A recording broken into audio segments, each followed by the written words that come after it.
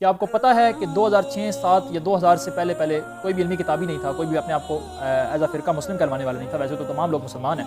اور کیا آپ کو معلوم ہے کہ 1906 سے پہلے کوئی بھی اہل حدیث نہیں تھا، یعنی دنیا کے اندر اہل حدیث پائے نہیں جاتے تھے 1906 سے پہلے۔ اور اس کے علاوہ 1896 سے پہلے 1896 یعنی 1896 سے پہلے کوئی بندہ بھی بریلوی نہیں تھا۔ بریلوی انڈیا کے ایک شہر کے نام پر یہ فرقہ وجود میں آیا کہ جس کو بریلوی کہا گیا۔ اور کیا آپ کو معلوم ہے کہ 1867 سے پہلے کوئی بھی دیوبندی نہیں تھا؟